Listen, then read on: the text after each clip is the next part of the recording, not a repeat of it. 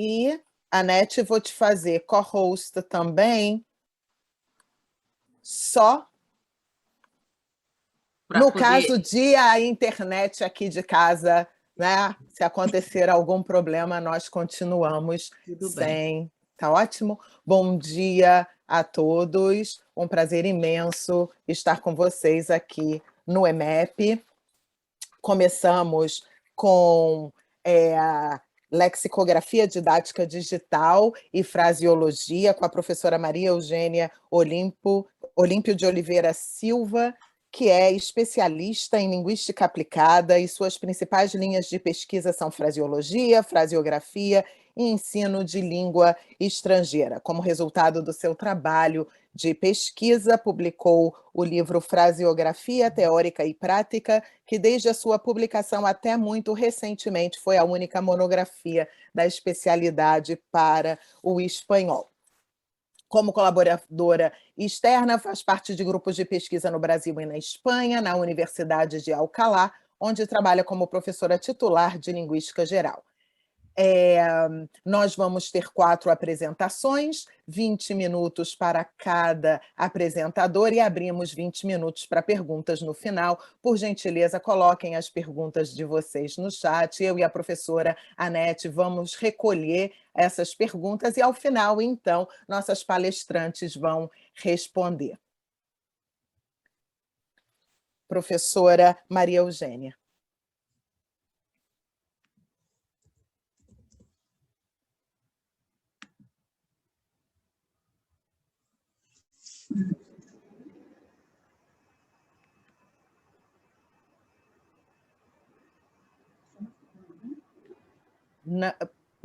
Eu não estou lhe ouvindo muito bem. Também não. Aumenta um pouquinho o seu volume.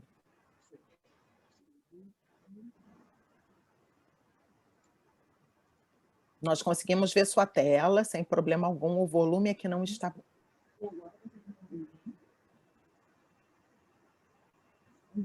Professora Rosimeire, a senhora consegue escutar? A Maria Eugênia? Não, só estou ouvindo você, Beatriz. Estão me ouvindo bem? Agora sim. Melhorou. Agora melhorou? É que não entrou o áudio da câmera, entrou do computador. Sim. Bom, vou ficar um pouquinho torta para que vocês me ouçam bem, porque o meu computador está ao lado. Bom, então, agradeço... O áudio do computador, então, se você está usando o celular. Porque não, eu estou usando só o áudio do computador, mas ele deveria ter... Pode continuar, está ótimo. Eu não me atrevo a mexer aqui, mas ele, em lugar de pegar o áudio da câmera, pegou só o áudio do computador. Se quiser, eu posso orientar, é rapidinho de solucionar. Não, então, dá para ouvir perfeitamente. Dá para ouvir. Dá para ouvir? Dá. Bom, então, primeiro quero agradecer a todos os participantes pela presença, agradecer também ao comitê organizador, parabenizá-lo pela realização do evento, apesar das circunstâncias que continuam sendo adversas.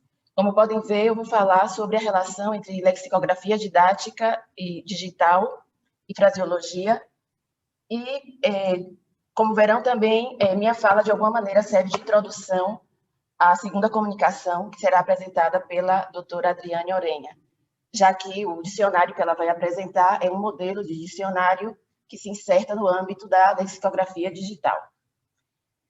Ao longo dessa exposição, eu vou desenvolver os seguintes pontos. Em primeiro lugar, de forma preliminar, vou apresentar muito brevemente algumas noções e conceitos básicos que permitirão compreender a minha proposta. Em segundo lugar, vou tentar mostrar a importância e a pertinência dessa proposta, ilustrando como a fraseologia, a lexicografia e a didática, nesse caso da fraseologia, estão interconectadas. Em terceiro lugar, também de modo muito breve, vou procurar mostrar de que maneira os dicionários de internet podem ser um excelente recurso para a frasedidática. E, por último, então só vou assinalar, ou seja, vou mencionar um exemplo de dicionário que está se desenvolvendo agora e que se ajustaria a essa noção de lexicografia didática digital. Minha exposição tem uma questão que a norteia, que é a que vocês veem aí, e essa questão, de certa forma, também motiva essa apresentação. A questão é porque a lexicografia didática digital pode ser considerada um recurso útil para melhorar o ensino da fraseologia. Passo, então, agora a apresentar esses conceitos fundamentais e, ao longo da exposição, tentarei responder essa pergunta. Nós vivemos agora um momento de grande transformação, né? Existem grandes tendências que atualmente estão se desenvolvendo no âmbito da lexicografia. A transformação do tradicional dicionário impresso, que passa a ser agora dicionário digital, especialmente o de internet. Estamos diante de um processo que ainda não finalizou, já que muitos dicionários ditos digitais mantêm características de seu antepassado impresso. Outra transformação que estamos vivendo diz respeito à passagem do dicionário padronizado, que é um dicionário que tem um modelo ou formato facilmente reconhecido, porque vem sendo mantido praticamente desde a invenção da imprensa. Bom, abandonamos esse dicionário padronizado e passamos para um dicionário personalizado ou customizável, que se adapta cada vez mais às necessidades do seu usuário em cada consulta concreta. E, finalmente, passamos dessa transformação do dicionário solitário, entendido dessa forma como um mero documento de consulta, a um dicionário integrado em outras ferramentas, como, por exemplo, pode ser os assistentes de escritura. Todas essas tendências conduzem a um novo modelo de dicionário e ao desenvolvimento de uma nova concepção de lexicografia e, consequentemente, de lexicografia digital. Então, como podem ver, a partir de agora, o dicionário passa a ser visto como uma ferramenta integrada, baseada em uma plataforma digital e que presta um serviço personalizado por meio de dados lexicográficos. Essa nova lexicografia, evidentemente, compartilha alguns dos princípios teóricos seguidos pela lexicografia clássica, mas também incorpora princípios próprios. Tem aí também na tela uma proposta de definição dessa lexicografia digital que teria teorias que poderiam orientar o projeto e a elaboração de dicionários de internet. Esses dicionários, como acabo de mencionar, têm uma característica própria, que é incorporar tecnologias já descritas no âmbito das ciências da informação, e essas tecnologias são realmente inovações tecnológicas com as quais lexicógrafos ou interessados em lexicografia, trabalhando junto com lexicógrafos, podem desenvolver, planejar e construir dicionários de internet com dados dinâmicos e em artigos dinâmicos. E aí eu destaquei dicionários de internet e não dicionários em internet, como vamos ver breve, por que essa diferenciação, e, além disso, por que dados dinâmicos em artigos dinâmicos, né? Recordemos que abandonamos esse modelo de dicionário padronizado, que tem o mesmo formato, seja qual for o usuário. Tá igual que o usuário seja um tradutor, um professor ou um aluno, o formato é sempre o mesmo do verbete. Lema, definição, marcas, exemplos, etc. Agora, os dados que aparecem no verbete se adaptam, se ajustam às necessidades dos usuários. Por isso, são dados dinâmicos em verbetes dinâmicos. Bom, nesse momento, nós assistimos ao desenvolvimento das bases teórico-metodológicas dessa lexicografia digital. Como em qualquer âmbito que está assentando-se, pois vemos também uma certa proliferação de novos termos. Então, vocês podem ver aí que, além de referirmos a esse âmbito como lexicografia digital, também nas referências teóricas vamos encontrar termos como lexicografia de internet ou lexicografia. E vamos ver também que existe uma espécie de tentativa para marcar diferenças e limites com respeito aos âmbitos anteriores. Então, dentro desse âmbito, procura-se diferenciar esses dicionários, que são os dicionários de internet, dos dicionários impressos. Como eu dizia antes, nós podemos encontrar atualmente dicionários de internet e dicionários em internet. Essa é uma diferenciação estabelecida por teóricos da área, como Fortes Oliveira, que havia citado antes, ou o próprio Sven Tarp. Quando falamos de dicionários de internet, falamos de dois tipos de obras, não? Ferramentas eletrônicas que permitem reutilizar de forma dinâmica a informação de outras páginas web, como podem ser bases de dados, corpos, para tentar satisfazer as necessidades dos usuários. Pensemos, por exemplo, num tradutor que precisa de informações variadas, não só sobre a definição, por exemplo, de uma unidade fraseológica ou de um termo, mas também necessita ver a imagem, o contexto no qual esse termo é utilizado. Então, o dicionário se conecta com bases de dados diferentes. E existem também outros tipos de dicionários que se consideram ferramentas que fornecem, combinam informações extraídas dessas bases de dados e também bases de dados lexicográficas, né? O que se persegue sempre é proporcionar dados concretos e soluções individualizadas para os usuários. Aprofundando um pouco essa questão da terminologia, propôs uma diferenciação muito interessante, na qual vemos que esses primeiros dicionários, para eles, são dicionários que seriam como um carro forte, que pode ser adaptado, pode se transformar em algo, e os segundos dicionários são mais modernos ainda, seriam os Rolls Royce. Nesse sentido, resta diferenciar, então, aqui os dicionários de internet e os dicionários em internet, porque nós encontramos, hoje em dia, dicionários na web que são PDFs de dicionários impressos, é o que Tartt chama de copycats, e encontramos também vários dicionários que estão disponíveis online, como pode ser o dicionário da Real Academia Espanhola, como pode ser o Aulete Digital, por exemplo, e que Tartt considera esses dicionários como faster hosts. Por quê? Porque são dicionários que mantêm ainda as características de dicionários impressos. Eles não são realmente dicionários de internet, nesse sentido, seriam dicionários em internet. Bom, como dizia antes, né, vivemos um período de revolução no âmbito da lexicografia. É bom recordar sempre que, no âmbito da lexicografia, falamos de um modelo cultural, uma prática cultural, melhor dito, que é milenária, né, para alguns dicionários tem mais de 4.000 anos. Vivemos no âmbito em que pesa a tradição, e essa revolução da qual eu venho falando acarreta mudanças no acesso aos dados, no formato do dicionário e no próprio conceito do que nós entendemos por dicionário. Temos que recordar que, ao longo da história, os dicionários sempre evoluíram de acordo com as tecnologias utilizadas. Nós podemos pensar que os primeiros dicionários em papiro, na pedra, os dicionários impressos tinham as características limitadas, definidas pelo suporte, pedra, papel. Evidentemente, as soluções atuais, as novas tecnologias, vão influenciar nesses aspectos, no acesso, no formato e na concepção dos dicionários.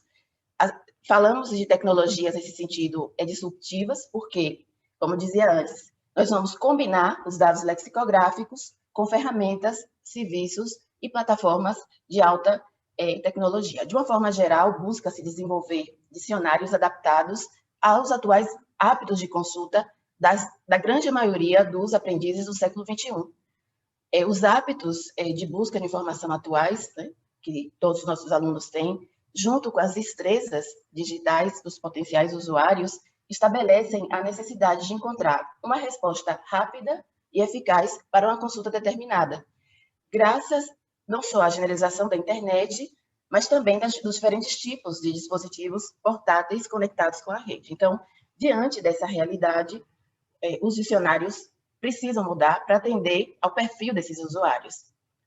Por isso, como falávamos antes, do formato, da mudança no formato do dicionário, hoje o que se almeja é um dicionário que incorpore, que tenha uma característica de ferramenta multimídia ou hipertextual e que se desenvolva no entorno participativo colaborativo. Então, isso significa que, como nós veremos agora, que os usuários podem participar no desenvolvimento ou na revisão do dicionário. Isso significa também que o dicionário incorpora recursos que permitem que se complemente ou se combine, como acabo de dizer, com outras ferramentas que estão disponíveis em internet. Bom, uma grande maioria dos dicionários que se consideram dicionários de internet compartilham essas características. Eles possuem métodos de busca e vias de acesso melhorados, incorporam filtros de dados baseados no usuário, por exemplo, seja ele um professor, um tradutor ou um aluno. Apresentam formatos de verbetes menos compactos, quer dizer, com menos informação que se apresenta, se dispõe de uma só vez na tela. Os elementos que incorporam, que seriam presentes no verbete, se representam em diferentes categorias e os dados são colocados em linhas separadas, de maneira que não se dispõe toda a informação de uma só vez e o usuário pode, portanto, compreender sem um excesso de informação visual toda a informação lexicográfica. Eliminam-se as abreviaturas, porque as abreviaturas nascem na lexicografia por uma questão de economizar o espaço, e agora já não temos esse problema do espaço físico. Utilizam-se metatextos, textos que remetem a textos, para introduzir seções com categorias específicas de dados, por exemplo, informação gramatical, informação cultural, informação pragmática. Esses dados aparecem de forma oculta, quer dizer, não aparecem sempre, mas podem ser acessados quando necessários, porque a ideia aqui é não repetir os erros cometidos nos dicionários impressos, no qual a informação é dada de uma só vez, o que limita o acesso rápido à informação lexicográfica. Qualquer estudante, às vezes, desiste de uma consulta de um dicionário e acaba procurando a informação em outro lugar, porque a informação, tal como se apresenta, representa, digamos, um esforço o qual ele não está disposto a fazer. Também, esses dicionários digitais incorporam janelas emergentes, hipermídia, para apresentar esses dados adicionais. Essa hipermídia, por exemplo, permite a inclusão de opções de vídeo e de áudio.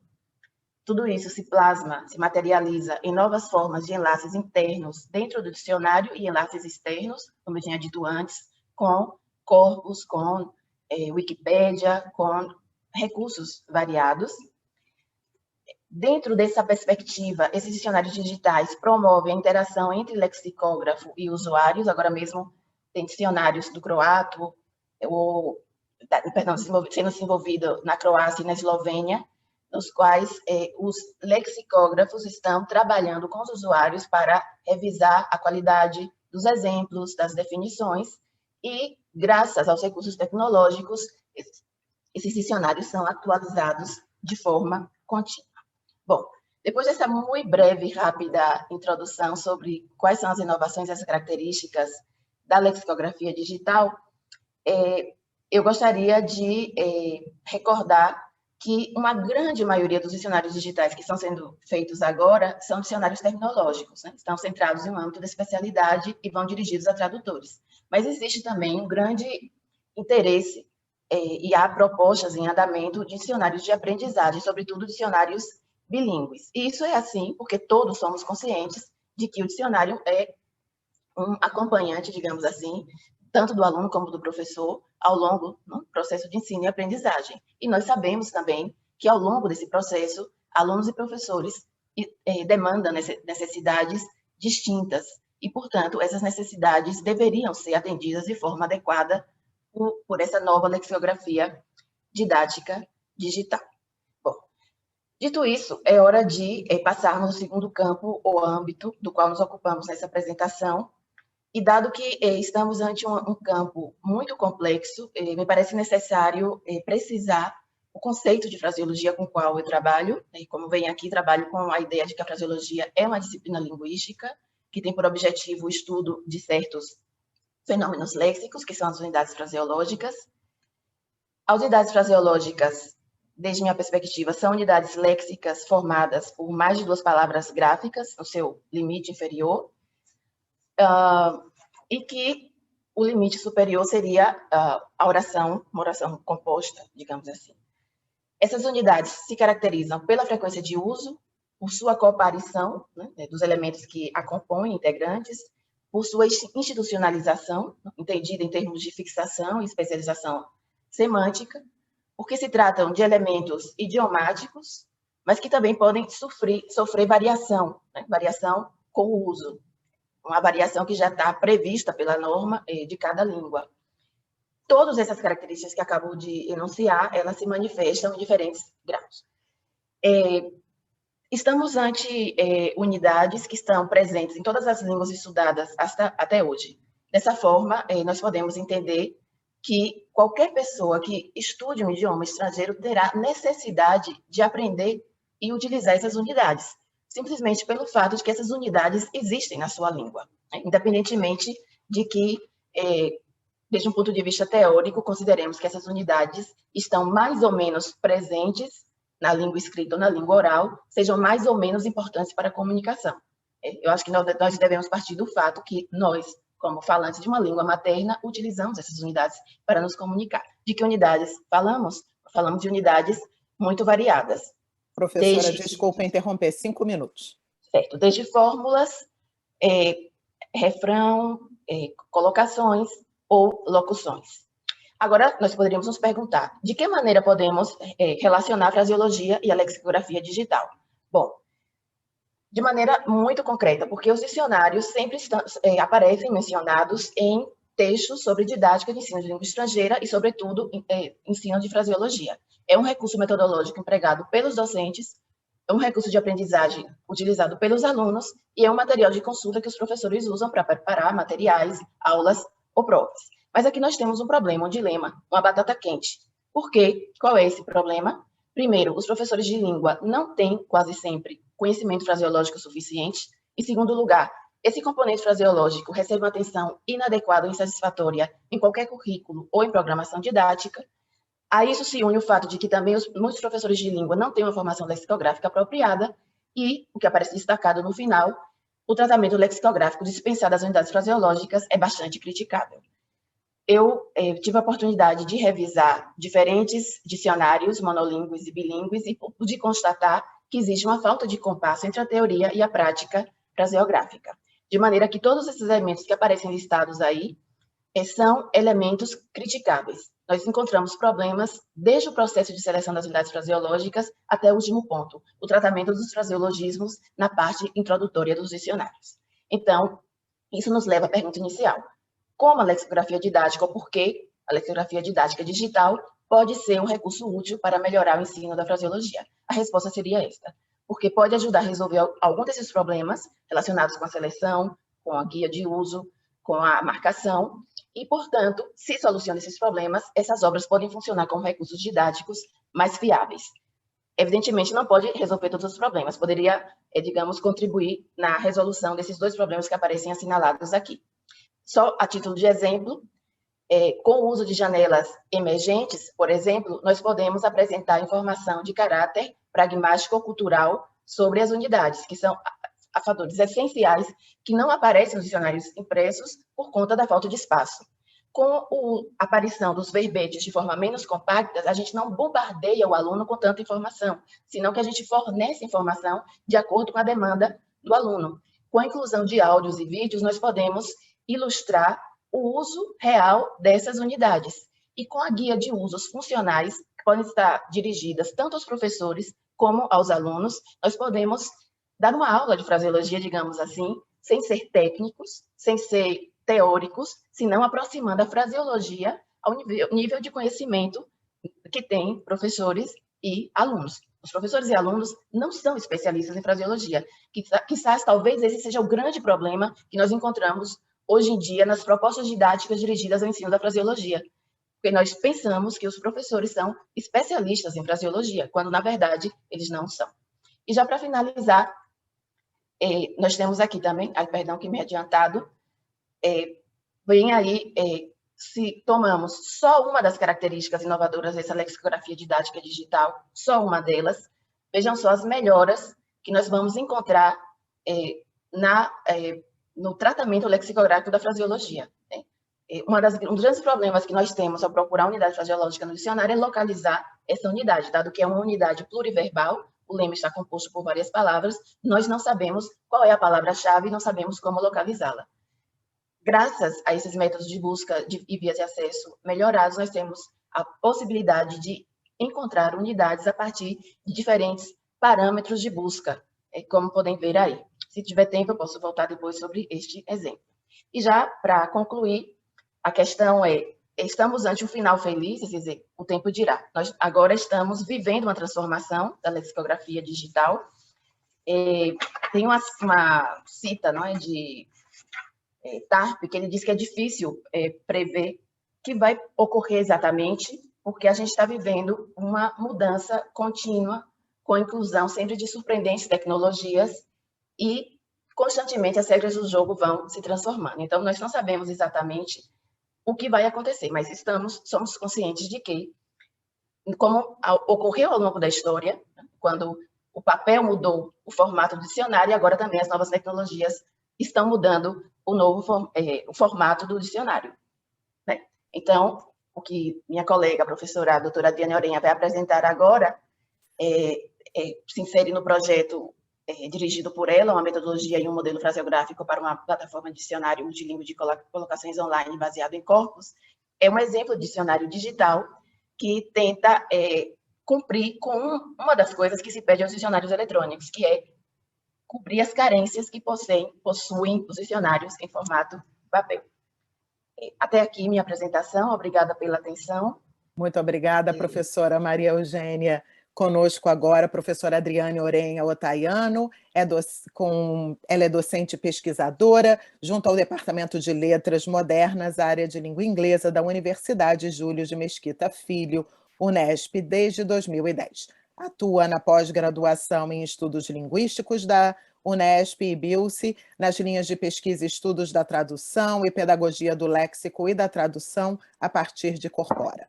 Possui pós-doutorado pela Université de Montréal, Canadá, doutorado em Estudos Linguísticos e Literários pela Universidade Estadual Paulista e mestrado em Estudos Linguísticos e Literários em Inglês pela Universidade de São Paulo. Muito obrigada, professora Adriane Orenha. 20 minutos, e eu aviso 5 minutos antes.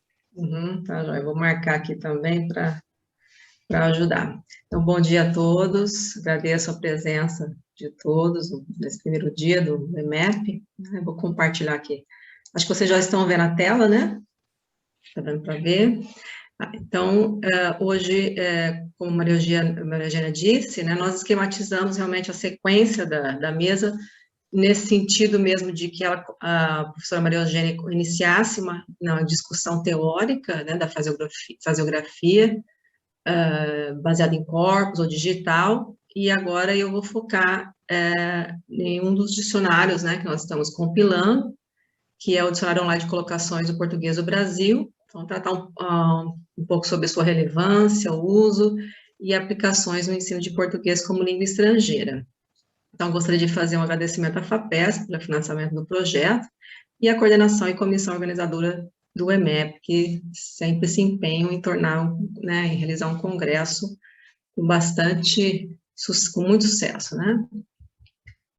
Bom, o outline da nossa apresentação, primeiramente nós vamos tratar dos objetivos da pesquisa, brevemente apresentar o arcabouço teórico, as motivações do projeto, a metodologia de pesquisa, a descrição da plataforma, da que nós chamamos de Platco, por enquanto, né, que é a plataforma de dicionário de colocações multilingües, e com foco no dicionário de colocações português do Brasil, então os exemplos são português do Brasil, e as considerações finais e perspectivas futuras. Bom, então, os objetivos do projeto, na verdade, o principal é o desenvolvimento de uma metodologia e de um modelo para a compilação dessa plataforma, da Platco, nas línguas inglesa, portuguesa, espanhola, francesa e chinesa. Então, esse é o principal objetivo. Para essa apresentação, nós vamos descrever brevemente essa plataforma, de modo mais específico, focar nas características lexicográficas do Dicionário de Colocações do Português do Brasil, devidamente customizado e voltado para atender às necessidades dos professores de informação e em serviço, bem como aprendiz de português como língua estrangeira. Mas nós vamos apresentar também os outros usuários-alvo, né, desses dicionários. Bom, quanto ao arcabouço teórico, essa pesquisa é fundamentada no arcabouço teórico metodológico da linguística de corpos, né, nesses autores aqui, da lexicologia, lexicografia, e da fraseologia, fraseografia baseada em corpos, também com foco nas colocações. Então, alguns pesquisadores que vão ser citados aí ao longo do percurso.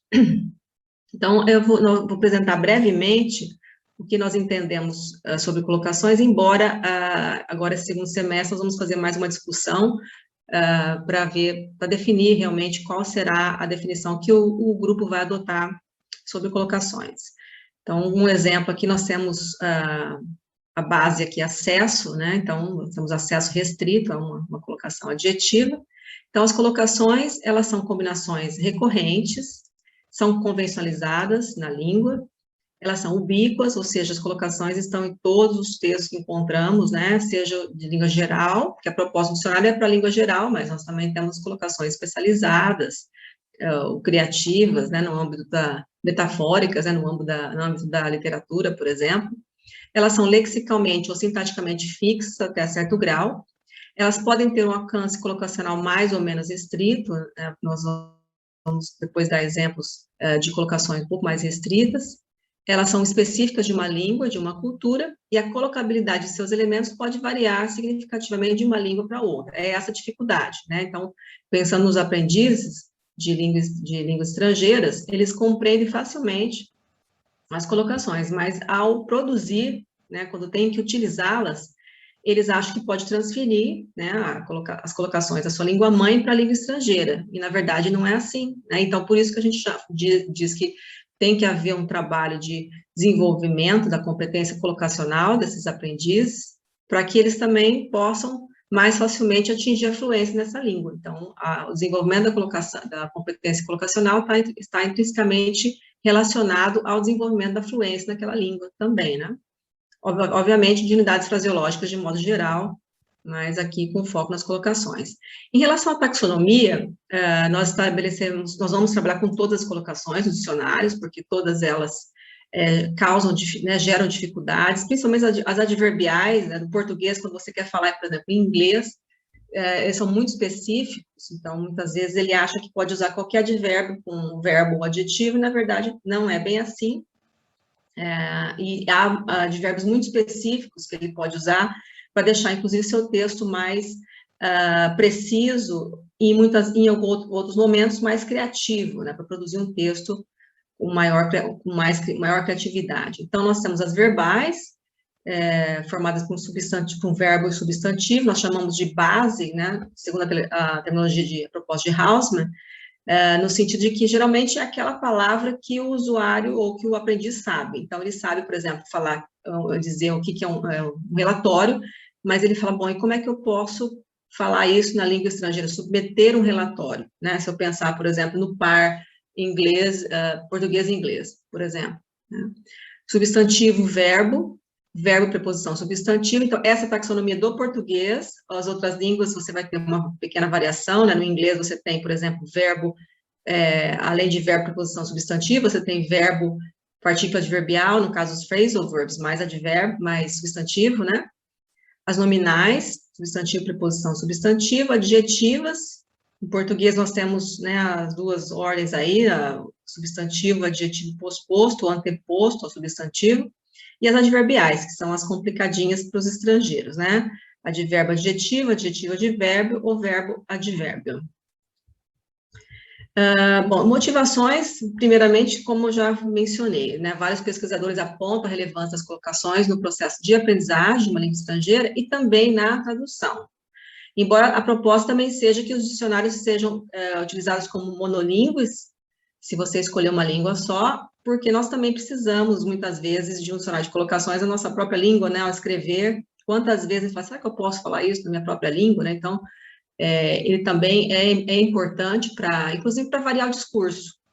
Nós estamos fazendo um texto, e às vezes você quer falar de uma forma diferente, tá, que verbo que eu poderia combinar, ou então quando você está escrevendo um projeto, né, metodologia, então estabelecer, que outro verbo que eu posso, né, você já usou 3 verbos diferentes, que outro verbo poderia usar, né, então você vai ter essa opção também no dicionário. Para a tradução, alguns alunos já trabalharam, né, com essa questão de dificuldades, obstáculos na tradução, então, para os tradutores, né, eu dou aula no curso de tradução há quase uns 8 anos, né, então a gente percebe a dificuldade também dos alunos ao traduzir, né, na questão do uso da colocação. E, obviamente, por questões lexicográficas, conforme a Maria Eugênia apontou, né, ainda há uma um esforço muito grande, essa transição, né, do papel para o digital, então, e também a questão de preencher a lacuna em relação à disponibilidade de trabalhos lexicográficos específicos, que é no caso de colocações. Então, a proposta da Pletco é para preencher essa lacuna. Quanto à metodologia, os usuários da nossa pesquisa, nós ampliamos, né, bastante, aprendizes de língua estrangeira, professores em pré-serviço e em serviço, que é o que nós trabalhamos há muitos anos, né, acho que todos os membros têm no mínimo 20 anos de experiência, né, com esse público-alvo, inclusive tradutores, aprendizes e profissionais, né, e aí nós acrescentamos também desenvolvedores de materiais pedagógicos que podem usar o dicionário como fonte, né, para produzir esses materiais didáticos, pedagógicos. Inclusive, nós vamos utilizar os dados do projeto para uma outra plataforma que já tinha sido iniciada. Eu apresentei no IMEP de 2019, e eu tive que fazer uma pausa por causa desse projeto, né, porque demandou muita pesquisa para desenvolvê-lo. Então, no segundo semestre, nós já temos 3 bolsistas que vão trabalhar nessa plataforma de ensino de colocações. Então, esses dados dos dicionários vão ser usados para esse projeto. E pesquisadores lexicógrafos, pessoas como nós, né, ou lexicógrafos que desejam consultar o dicionário, fazer uma análise também desse dicionário. Nós estabelecemos algumas características dos usuários, né, foi publicado já num trabalho de 2021, recentemente, nos anais do ILEX. Então, nós não vou entrar em detalhes agora. Desculpe, eu cliquei aqui no... Então, nós temos, por exemplo, aprendiz de língua estrangeira, nós projetamos as características como usuários não nativos, alunos de uma língua adicional de nível intermediário ou avançado, a partir do B1, de acordo com o quadro comum europeu de referência para línguas, em qualquer ambiente, então, estudos universitários, cursos de línguas, entre outros. Então, essas seriam as características desse público-alvo. Obviamente que isso ainda está, né, em análise, nós temos mais um ano de projeto, e obviamente que essa é uma primeira proposta, né, a proposta é o desenvolvimento dessa metodologia. Ao mesmo tempo, nós estamos levantando os dados, analisando os dados, vamos disponibilizá-los, né, eu espero que até o final do ano a gente consiga minimamente colocar informações, porque tudo está sendo feito automaticamente, mas tem que ser verificado pelos lexicógrafos, né, não tem como. Mas antes do término do projeto, nós queremos disponibilizar o maior número possível de colocações, e aí ele vai ter que continuar, porque são muitos detalhes, né? É muito difícil você fazer um trabalho como esse. Eu já fazia antes, né? Tinha o bilíngue há alguns anos, então eu tenho muitos dados, mas eu acho que é um trabalho de 10 anos aí que eu já realizava 6, 7, mais esses 2 aqui, eu acho que vai mais alguns anos para aprimorá-lo, né? Então, nós temos várias características aqui, né? Então, por exemplo, desenvolvedores de materiais, autores de manuais e materiais didáticos voltados para o ensino e aprendizagem de línguas. Então, essas são algumas características. Em relação ao grupo, né, os membros e as línguas que cada qual ficou responsável, então, inglês e português estão sob minha responsabilidade. O espanhol, a professora Maria Eugênia, e a professora Margarita Alonso Ramos. O professor Marcos, ele está mais na questão da metodologia de extração automática. Então, o Marcos é responsável por essa questão automática aí das bases, das colocações, a tradução automática, etc. No francês, a professora Marie-Claude Lhomme, da Université de Montréal, e chinês, por incrível que pareça, são professores da Universidade de Granada, né, o professor Antônio Planes Bertrand e José Manuel Passos, mas que tem muitos alunos chineses que estão trabalhando no projeto. Mas, futuramente, nós já temos alguns contatos para entrar professores da China, só que ainda é muita gente para lidar por enquanto, então eu prefiro aguardar um pouco mais, resolver alguns detalhes agora que são necessários e futuramente entrarão outros profissionais, né, outros pesquisadores dessa língua. Sobre o corpus, todos os corpos das 5 línguas que nós estamos trabalhando foram compilados automaticamente, então são corpora razoavelmente grandes, né, e geram muitas bases e colocações, então nós temos que lidar com muitos dados. A extração também das bases é automática, com foco nos tipos de colocações, com 3 classes morfossintáticas das bases, né, que são substantivos, verbos e adjetivos, houve um processo, né, está havendo, em algumas línguas ainda, um processo de validação das bases, né, então elas foram geradas automaticamente, mas precisa haver uma pós-edição pelos lexicógrafos, então não tem como você confiar plenamente, né, nessa extração automática, então tem que ter um humano aí. Então agora já temos alguns resultados para algumas línguas, e a extração automática, então essas bases foram validadas e foram feitas extração automática de colocações que são candidatas, né, que também estão passando por um processo de análise. Então, há uma recuperação automática dos exemplos também, isso com base no Budex, de Kilgariff. Ele procura extrair do corpus 8 exemplos, isso foi estabelecido, pode ser que até nós aumentemos aí, vamos ver a qualidade desses, por enquanto está sendo razoável, né, então de 8 nós escolhemos 5 exemplos, então são exemplos mais curtos, né, seguindo o Coulson et al., descartamos sentenças com menos de 6 tokens, penalizamos aquelas com mais de 30, então são exemplos que possam mais claramente mostrar ao usuário o significado daquela colocação. Por isso que está até ofertado a possibilidade de ele ver, até ele pode clicar e ver mais exemplos e ver mais 4, né, além do primeiro que foi apresentado. Medidas estatísticas também, segundo Ever et al., Garcia et al., então nós usamos medidas estatísticas como DICE, T-score, Z-score, log likelihood. Agora a segunda fase é verificar qual ou quais delas serão definitivamente usadas, porque nós queremos ter certeza de que as colocações selecionadas não sejam somente aquelas frequentes, mas aquelas estatisticamente relevantes em cada língua, para que o usuário tenha acesso àquelas que são importantes mesmo naquela língua, né? E é lógico, como eu já disse, em toda etapa há essa proposta de pós-edição manual pelos lexicógrafos envolvidos. Então, esse é um resultado dessa extração automática, né, das bases dos colocados, e aí você tem algumas das medidas estatísticas aqui apresentadas, né, o Multi Information, DICE, Log Likelihood, etc. E aqui uma tela de 4 dos 8 exemplos extraídos. Então, vocês podem ver que alguns talvez sejam eliminados, outros são um pouco mais longos, né, mas a tentativa é de que sejam exemplos mais curtos, mais diretos. A tradução automática também, uma vez selecionadas as colocações, partimos para a tradução automática, e também Garcia, que está realizando, né, essa extração, para cada colocação em um idioma de origem, por exemplo, o task ou perform, nós buscamos equivalentes distributivamente semelhantes da base da colocação do idioma de destino. Então, por exemplo, tarefa, trabalho, fazer, realizar, então ele vai fazendo, isso também vai ser avaliado por pelo menos 2 membros, na verdade, um membro e algum orientando que vão fazer uma revisão, a plataforma já prevê isso, né? Esse é um protótipo da plataforma, inclusive Maria Eugênia comentou dessa questão, essa transição, né? Então, também, além de tudo, tem a questão também da tradução, né? Eu trabalho com tradução, então eu falo, como podemos traduzir isso para a equipe da computação, né? Para que eles entendam o que nós... 5 minutos, desculpa, interromper. Tá, joia. Para que eles possam entender o que nós gostaríamos de ter. Então, a princípio, não é tudo aquilo que nós gostaríamos, né? Então, isso vai ter que ser, vai ser testado.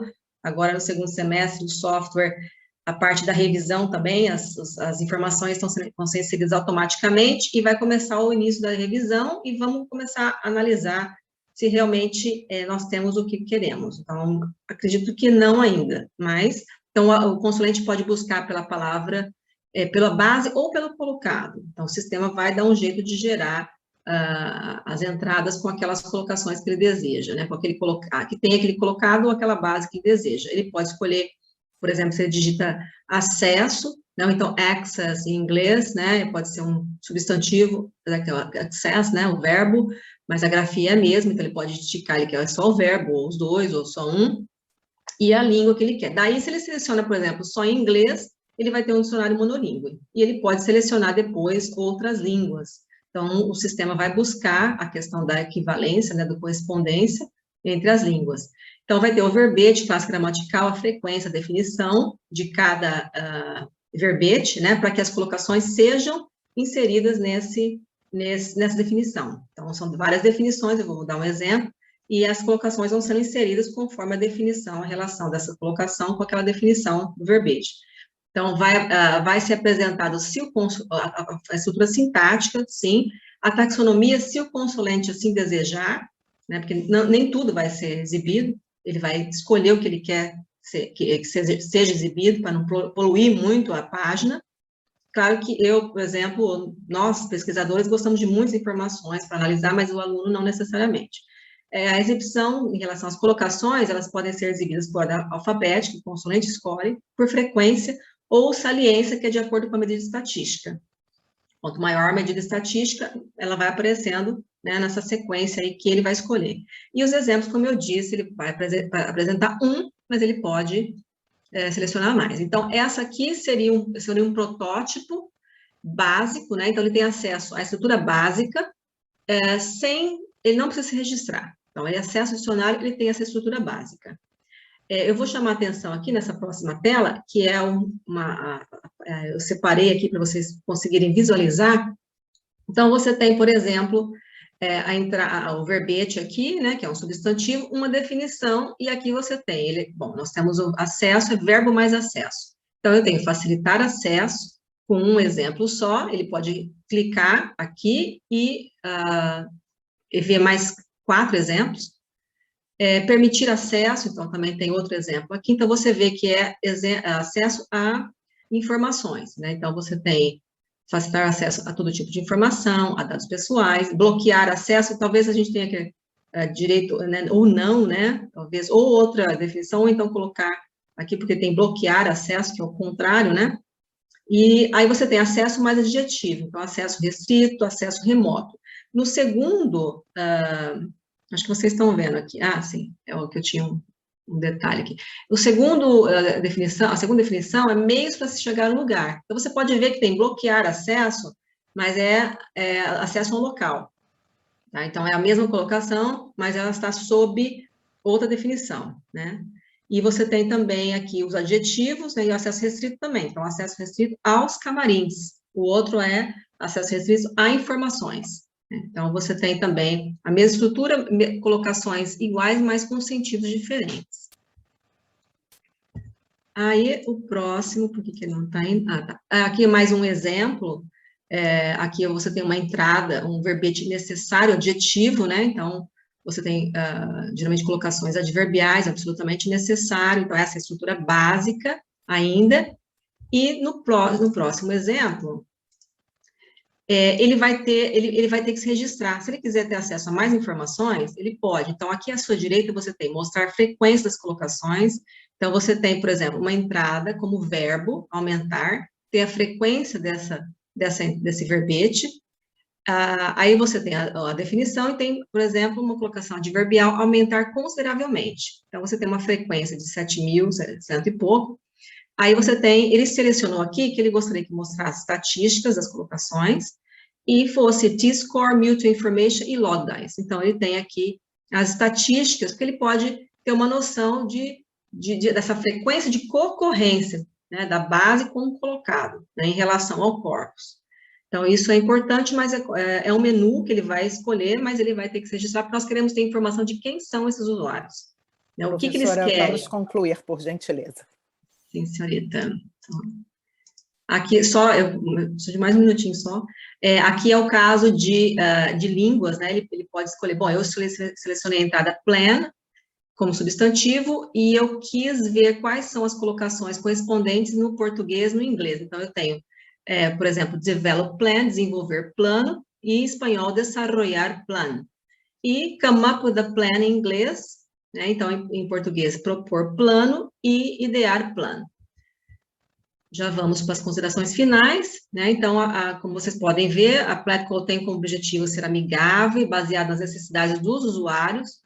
Então, a princípio, com base nas nossas experiências, né? Como eu disse, de pelo menos 20 anos, e agora vão ser desenvolvidas umas pesquisas, tem um orientando meu, que vai trabalhar com essa questão dos hábitos, né? Dos usuários e também são tradutores, né, aprendizes, o que eles gostariam, o que eles desejariam que o dicionário de colocações tivesse para que atendesse às necessidades desse público específico, né. E claro que o desafio é realmente elaborar essa metodologia e esse modelo lexicográfico no que tange às especificidades das colocações, as idiosincrasias desses seus usuários, né, e suas necessidades lexicográficas. Então, trata-se de um projeto em andamento, como eu disse, e, portanto, alguns aspectos metodológicos, algumas decisões relativas à macro e microestrutura ainda estão sendo alterados ou remodelados, principalmente essa questão aí da exibição desse dicionário, né, essa etapa final aí para o usuário. Questões relacionadas, como eu disse, relacionadas à exibição dos dados da tela e dos dicionários, bem como os tipos, né, de filtro, eles ainda estão sendo investigados, vão ser testados, né, com alguns públicos, com alguns usuários, né, específicos, para que ele seja aprimorado. Então, é isso, muito obrigada.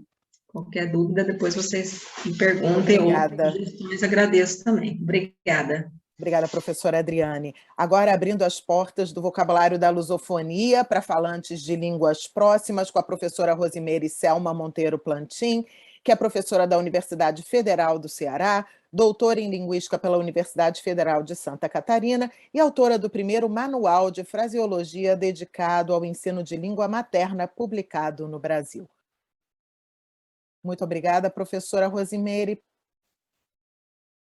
Pode começar a sua apresentação.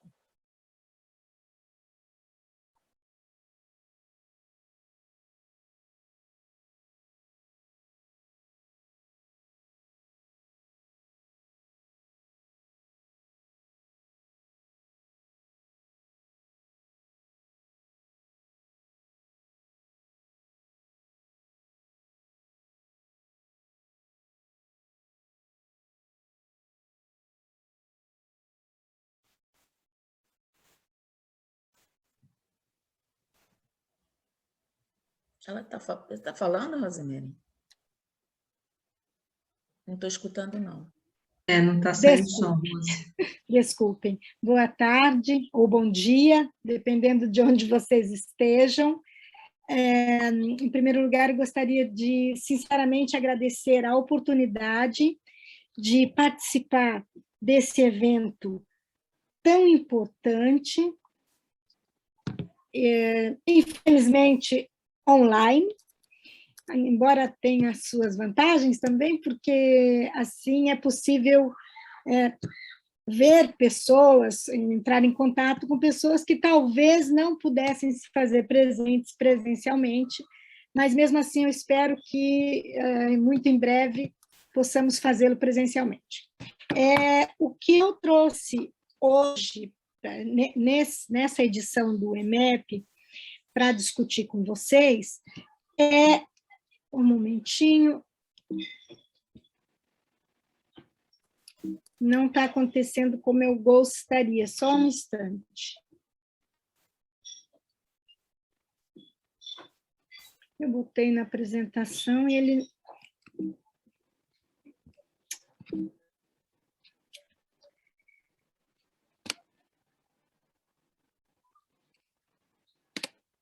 O que deveria acontecer era ir de um em um. Não está acontecendo. Bom, vamos assim. No canto inferior, o terceiro ícone é para iniciar a apresentação. Acontece que nesse... Esse aí embaixo, o terceiro ícone. Do outro lado, da esquerda. Ao lado dos quatro quadradinhos, tem uma tela de computador, como parece uma tela de slide, de projeção. O lado inferior esquerdo. Está escrito vista normal, ao lado esquerdo tem uma telinha. Clica aí. Aí mesmo. Na primeira? Na terceira. Terceira. Isso. Obrigada. Bem, desculpem. Então, abrindo as portas do vocabulário da lusofonia para hispanofalantes, embora eu tenha escrito a apresentação de forma individual, esse é um trabalho construído a 4 mãos. Trata-se de, por enquanto, nós ainda estamos na proposta de um livro que vai se chamar Línguas em Português. E as autoras são a professora Ana Maria Dias Ferreiro, da Universidade de Granada, e eu, da Universidade Rosimeire Selma Monteiro Plantin, da Universidade Federal do Ceará. O público-alvo desse livro que nós estamos organizando são professores. Então, não é um livro didático, pelo menos essa primeira parte, né, a proposta inicial, não é um livro didático para quem quer aprender a português especificamente. O público-alvo privilegiado, o que nós desejamos, são professores de português que trabalhem como língua não materna, seja segunda, adicional, de herança, e também para alguns estudantes de português que, no caso, aqueles que sejam hispanofalantes. A justificativa para esse nosso trabalho é que, como é do conhecimento de muitos aqui nós temos um público privilegiado, um falante de espanhol, quando inicia seus estudos na língua portuguesa, ele é, na verdade, um falso principiante. Isso pode servir para o bem ou para o mal, porque para o bem é que, como são línguas próximas, línguas latinas, línguas com uma sonoridade que, com um pouco de paciência, boa vontade, certo esforço, podemos perceber que conhecemos alguns vocábulos. Então, para o bem, funciona porque nós temos a impressão de que vai ser fácil, de que nós vamos entender.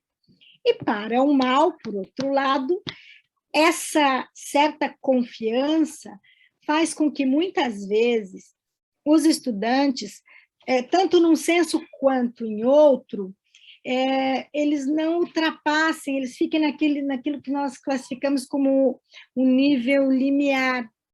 Ele fala um pouco, ele entende bastante, fala um pouco, escreve quase nada, lê e acha que está bom, e muitas vezes não avança. Então, a ideia isso foi uma das justificativas para o nosso trabalho. Gostaria de esclarecer o escopo em que ele se desenvolveu. Eu estive durante um ano, no ano de 2018, segundo semestre de 2018, até o final do primeiro semestre de 2019, em um estágio pós-doutoral na Universidade de Granada, sob a supervisão da professora Ana Maria Dias Ferreiro, que é da Faculdade de Tradução, é professora de português nesta universidade e de estudos de tradução há pelo menos 2 décadas, e tem uma vasta experiência no ensino de português para falantes de outras línguas, principalmente do espanhol. Então, durante esse estágio, meu estágio pós-doutoral de um ano, nós fizemos, foram desenvolvidas muitas atividades. Eu atuei como professora, colaborando nos cursos com a professora Ana Dias e também junto ao Centro de Línguas da Universidade de Granada, auxiliando na aplicação de testes de proficiência. No caso, eles aplicam o CAPLI. E, juntamente com ela, nós discutíamos as principais dificuldades que apareciam, tanto nas aulas, então era uma pesquisa que eu desenvolvi de forma ativa, dava as aulas, tomava nota das dificuldades e depois nos encontros com ela nós fazíamos algumas análises. E isso levou à metodologia do trabalho. Então, quando se pergunta, mas por que esse tema? Por que desse jeito? Por que não de outra maneira? É porque nós fizemos análise das dificuldades e de possíveis interferências linguísticas que foram constatadas no nosso diagnóstico. Então, esse diagnóstico era realizado tanto por mim quanto por ela, no momento das aulas e também ao analisar as respostas aos testes. Depois, se alguém tiver dúvida e quiser falar sobre isso, eu fico à disposição. Então, nós fizemos um levantamento e tentamos fazer uma apresentação, claro que é de algumas, porque sempre é preciso fazer um recorte, porque não se pode abarcar o todo. Algumas diferenças terminológicas e de uso entre o português brasileiro e o português europeu. Alguns podem dizer, mas por que só o Portugal e Brasil sempre? É um começo, nós já vimos algum tempo trabalhando na perspectiva do português como uma língua pluricêntrica, e sabemos que em cada uma das suas variedades e cada uma das comunidades lusófonas há marcas de uso pertinentes e que são específicas daquela localidade, mas, como um começo, nós determinamos o português do Brasil e o português europeu. Um motivo principal era a força de trabalho, porque a professora... São as nossas línguas de trabalho, né? Tanto a professora Ana Dias, que trabalha na variedade com o português europeu aos seus alunos, e eu, como professora brasileira, que trabalho com ensino de português para estrangeiros há também pelo menos uns 10, 12 anos. Outro passo da nossa metodologia foi a seleção. Nós fizemos uma seleção de alguns textos literários, jornalísticos e letras de canções. Letras de canções que pertencem também a outras comunidades lusófonas. Vejam, o livro é centrado nas variedades do Brasil e de Portugal. Mas nós gostaríamos de avançar já no sentido de uma ampliação, e para isso, como um início, é como um apêndice, né? Uma possibilidade de que o professor que vá trabalhar com isso possa ter um acervo de textos literários ou jornalísticos, ou não, e de letras de canções. E nós acompanhamos, no caso das canções, dos links e dos textos jornalísticos também. Os links onde os aprendizes, no caso caso o professor queira elaborar alguma atividade com esse material, ele vai poder ter acesso ao texto autêntico. Uma das principais dificuldades que nós tivemos foi determinar quais seriam os temas. Então, antes de apresentar, embora eu já esteja apresentando aí o primeiro deles, que o primeiro deles foi a identificação pessoal e as relações sociais, como e por que nós chegamos a esse tema como o primeiro? Analisando outros materiais, estudando também as aulas que estão dispostas no portal do professor de português como língua estrangeira, que é uma iniciativa do Instituto Internacional de Língua Portuguesa, coordenado pela professora Edileise, da Universidade Federal da Bahia.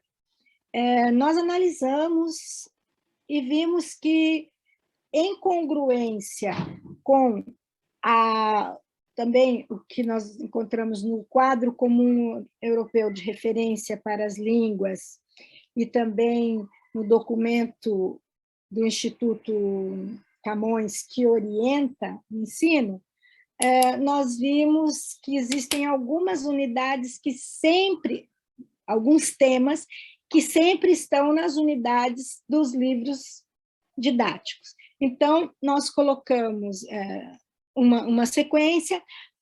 O nosso material ele está composto, até o momento, por 14 unidades, e seriam estas aqui. Então, primeiro, a identificação pessoal, as relações sociais, depois, a descrição pessoal e a descrição de objetos, a alimentação e refeições,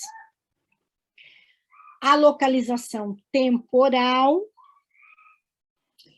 a habitação, tudo que envolve a habitação, tempo livre e lazer, né? Inclusive lazer em tempos de pandemia, né? Com as pessoas tentamos atualizar, colocando aspectos que nós... o estágio eu terminei em 2019, mas o material começou a ser preparado em 2020 e fomos surpreendidas pela pandemia. Meios de transporte,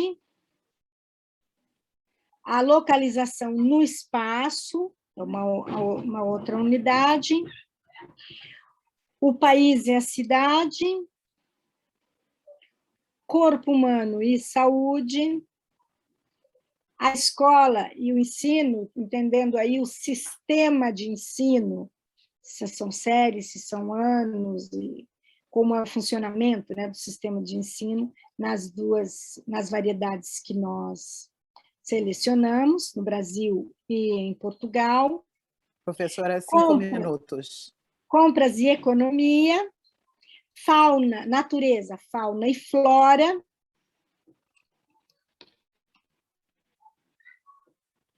clima e meio ambiente. Então, não está avançando? Não. Para cada uma delas, eu tenho um exemplo de uma, como eu disse, é um material que está em preparação, se houver tempo e tiver interesse eu posso mostrar, mas eu gostaria de descrever como é a estrutura de cada unidade. A princípio, há um vocabulário básico, então, como é que nós chegamos a esse vocabulário? Com auxílio dos estudos da linguística de corpos, nos textos que estão relacionados a esses temas. Então, há um vocabulário básico para que o professor possa elaborar sua unidade didática dentro do tema daquela unidade. Logo em seguida, há alguns modelos de interação, algo bastante básico, mas como se fosse conversar sobre o tema da unidade. Com base nas nossas análises, nós vimos que uma grande dificuldade continua sendo os falsos amigos que existem entre as duas línguas, né, o português e o espanhol. Então, para cada unidade, há uma tabela com alguns falsos amigos. E aí, claro, o professor que for utilizar pode encontrar outros, e o próprio aluno com quem ele está trabalhando também. E aí ele pode perceber que, por exemplo, o bolso, em português e em espanhol, embora exista a mesma palavra nas duas línguas, não se refere, não tem o mesmo referente, né? Um bolso não é como uma bolsa, e uma bolsa não é o bolso.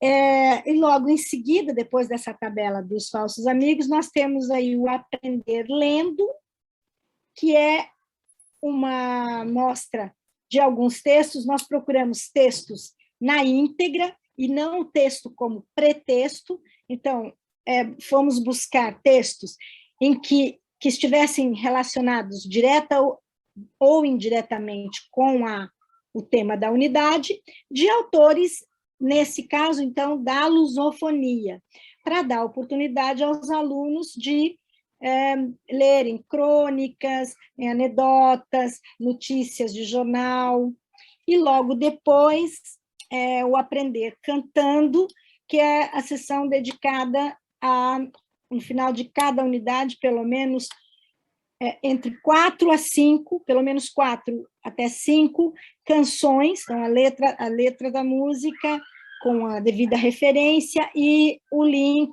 Nesse momento nós estamos verificando a possibilidade, a autorização. Nós achávamos que era mais simples, né? Uma vez que está lá no letrasdemusica.com, coloca, e com a observação que é para fins exclusivamente didáticos, poderia funcionar, dando a referência, mas não é tão simples assim. Então, agora nós estamos verificando como fazer para ter a autorização de usar o link para que, no momento em que ele leia a letra da música, ele possa acessar e ouvi-la, se ele estiver online. Então, a última sessão é essa, que se chama Aprender Cantando.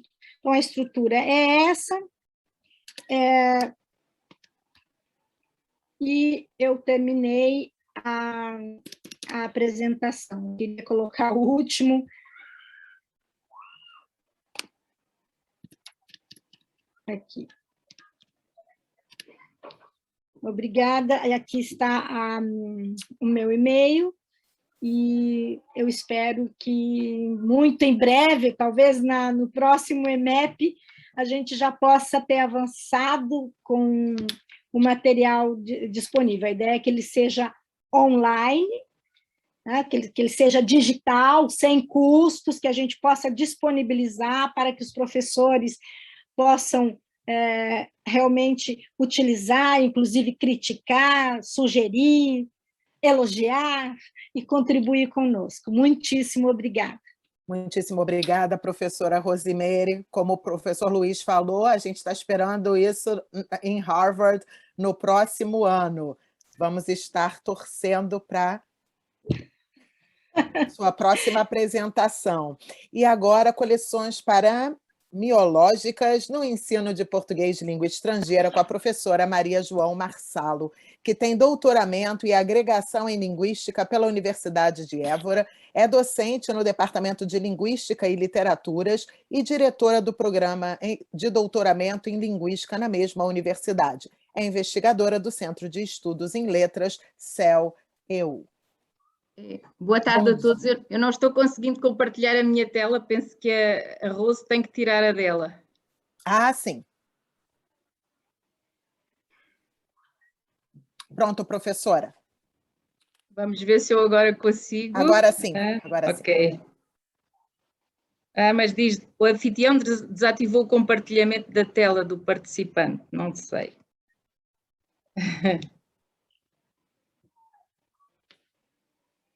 Tenta agora, Maria João. Ok, vou tentar. Sim, agora já. Obrigada. Agora, aqui. Sim. Ui, por que é que não aparece? Aparece. Está aparecendo. Pronto. Sim. Caros colegas, boa tarde a todos aqui da Universidade de Évora. É um prazer estar convosco. Caro Luís, não foi possível ser presencialmente nestes anos todos, nem quando estiveram em Pittsburgh, onde eu fiz o meu pós-doutorado, mas é com muita alegria que estou hoje aqui e partilhando a mesa com a professora Beatriz Cariel, nossa presidente, e com as colegas Adriane, Olímpia e Rosemary. Então, eu começo por dizer que não cumpri muito bem aquilo que prometi, ou seja, eu queria falar de coleções paramiológicas no ensino de PLE e acabei vestindo mais o papel de professor de português de língua estrangeira, que também sou na Universidade de Évora, então tenho estes dois papéis de linguista e professor do PLE, e às vezes fico com eles os dois a conversarem muito entre si, e comecei por pensar, então, o que é isto de ser professor de português língua estrangeira, da questão dos professores, dos estudantes, dos cenários de aprendizagem, e como é que posso fazer uma melodia harmoniosa, uma dança interessante e orgânica nesta atualidade de 2021. E foi no fundo, olhando aqui para os meus alunos, quais são as motivações que têm os meus alunos para estarem na minha aula de PLE, que níveis é que eu dou. Então, nos casos concretos e na minha universidade em concreto, ou seja, eu estou aqui no micro, enquanto as minhas colegas falaram de um ponto macro, belíssimo porque serve muitos públicos, eu afunilei toda a minha reflexão, que partilho aqui hoje convosco, e vou falar do caso concreto do que é que nas minhas aulas com os meus alunos, que são quase todos alunos Erasmus, de proveniências muito diferentes, desde alunos da Turquia, alunos da Lituânia, alunos chineses, alunos paquistaneses, indianos,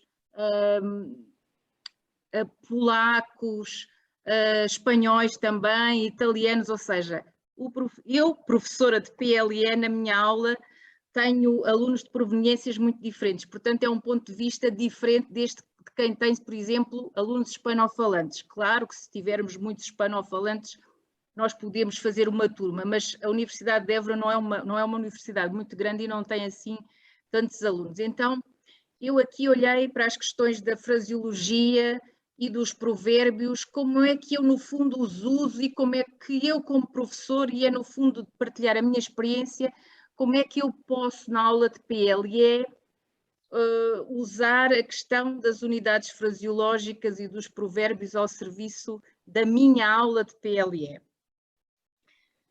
As unidades fraseológicas, as colegas também já disseram, só aqui de uma maneira muito rápida, ou expressões fixas, caracterizam-se pela sua polilexicalidade. Tendo uma variação gradativa, apresentam também as seguintes características: elevada frequência, institucionalização decorrente da sua reprodução ou reutilização, cristalização morfológica e semântica, idiomaticidade e variação potenciais. Eu escolhi aqui seguir um dos meus mestres, Eugénio Cossério, com o sistema norma-fala, e tal como ele faz em relação a estes três conceitos, olhar para o sistema fraseológico em três grandes áreas: as locuções, as colocações e os enunciados fraseológicos, sendo que dentro destes enunciados fraseológicos os estarão subdivididos em parémias e fórmulas de rotina. O nosso ponto de partida é que as sentenças proverbiais são peças propícias a reflexões de cunho social, de cunho etnológico, de cunho linguístico-cultural, e também por isso ajudam ao desenvolvimento da competência intercultural na sala de aula de PLE.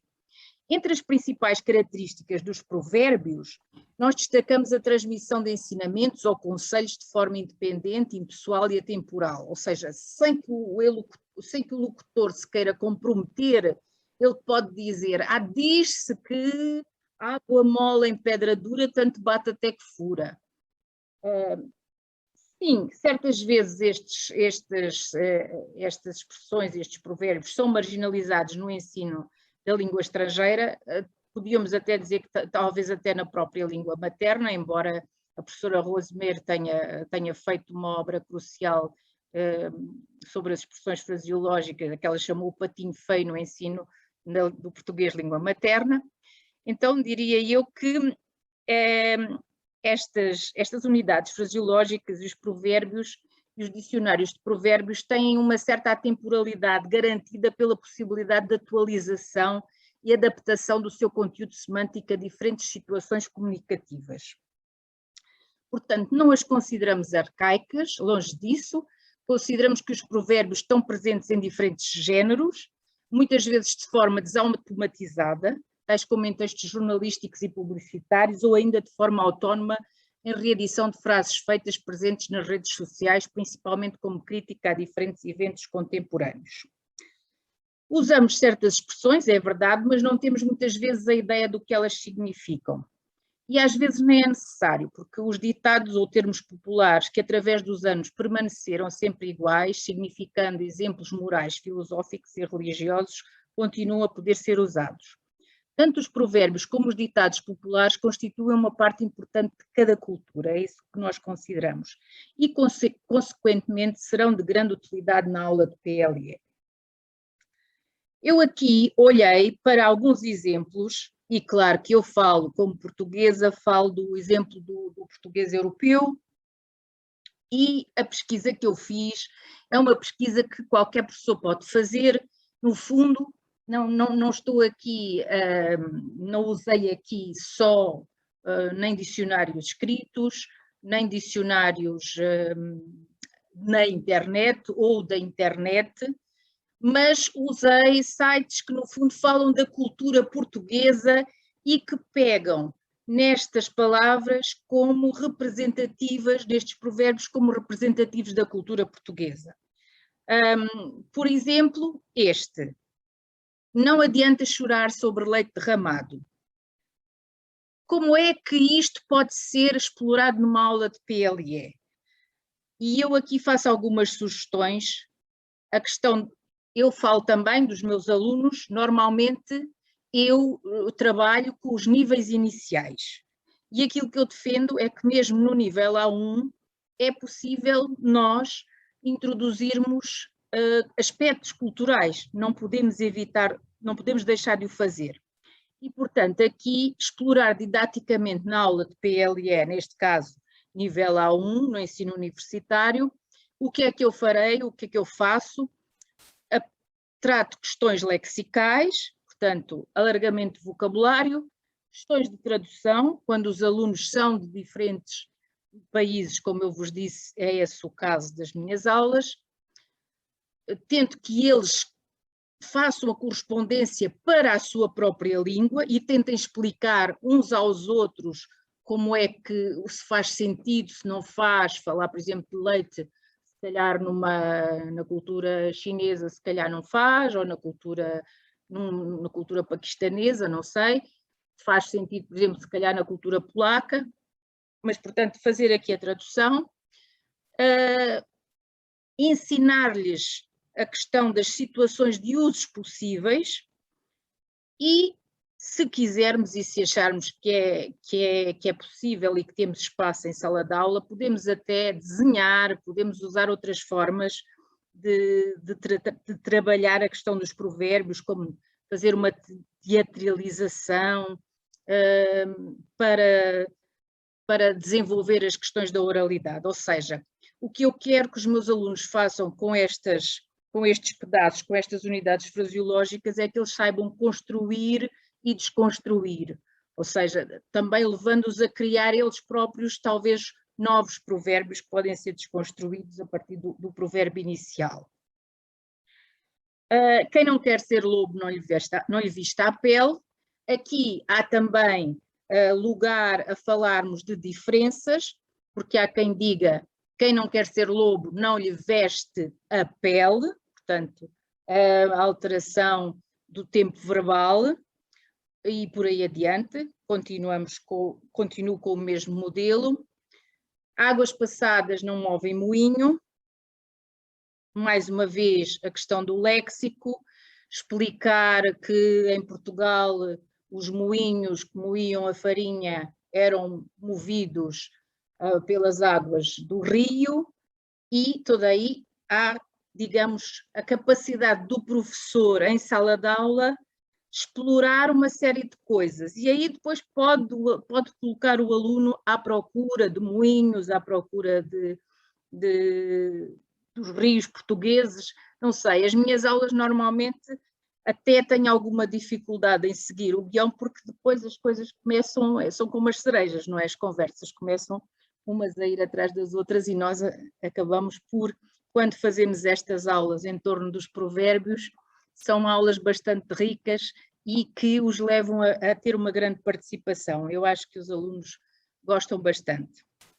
Depois, a questão de haver também zonas do país onde há provérbios mais conhecidos do que outros. Portanto, também perceber que num país mesmo pequeno como Portugal, há variação linguística, há variação lexical, há também variação cultural, e isso eu aproveito também nas minhas aulas de PLE para pôr os alunos em contacto com essas questões do funcionamento das línguas e da mudança linguística. Em Casa de Ferreiro, o espeto é de pau, ou então as pequenas variações, como eu vos digo, em Casa de Ferreiro, vírgula, espeto de pau, sem usar o verbo. Depois, sabermos que, como cultura judaico-cristã, também temos muita influência de ditados de origem cristã, os últimos serão os primeiros, eu disse exemplo. E depois também faço com os meus alunos uma tentativa de explicação de algumas das unidades fraseológicas, ou seja, por exemplo, como é que numa fala informal estamos todos a falar e dizemos o João e o Rafael são farinha do mesmo saco. O que é que isto quer dizer e será que eu consigo perceber de onde é que vem, não é? As farinhas boas e as farinhas ruins não se misturam, portanto, farinha boa num saco, farinha menos boa num outro saco. Quando dizemos de alguém que é farinha do mesmo saco, significa que normalmente falamos de pessoas que não fazem coisas muito boas. Portanto, levar o aluno a perceber não só a expressão, mas a saber usá-la. E isso não basta o professor chegar à aula e dizer esta locução, este provérbio significa isto e isto. Não, implica todo um trabalho que leva a que sim, é lento. O ensino das línguas é lento e quem ensina línguas estrangeiras sabe que é lento e que levamos tempo e que o aluno precisa de tempo para entender as coisas, para as tornar suas e para as saber utilizar. Ainda mais quando se trata de alunos oriundos de culturas muito diferentes da cultura, neste caso da cultura portuguesa, em que provavelmente teremos que explicar tudo. Aqui também o que é uma peneira. Então, se houver possibilidade de mostrar, se calhar, se houver possibilidade, eu vou com os meus alunos de português língua estrangeira ao Museu de Artes e Ofícios em Évora e levo-os a ver os próprios objetos, mas se isso não for possível, eu apresento uma imagem, não é? Então, o que é essa peneira? É o objeto circular de madeira com rede de metal por onde a luz do sol passa, portanto, para tapar o sol com a peneira é quase dizer que é alguma coisa impossível de fazer. Depois, coisas que dizemos, ele é uma Maria, vai com as outras, ou ela é uma Maria, vai com as outras. Também saber que às vezes há questões de história, e aqui é muito interessante, porque é da época em que Dona Maria, mãe de Dom João VI, avó de Dom Pedro I, bisavô de Dom Pedro II, enlouquece e de um dia para o outro é declarada incapaz de governar. E então andava sempre com as aias e é assim que nasce a expressão lá vai Dona Maria com as outras.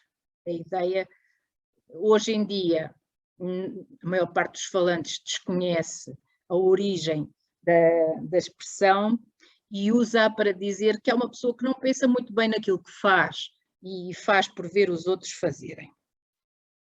Depois, há outros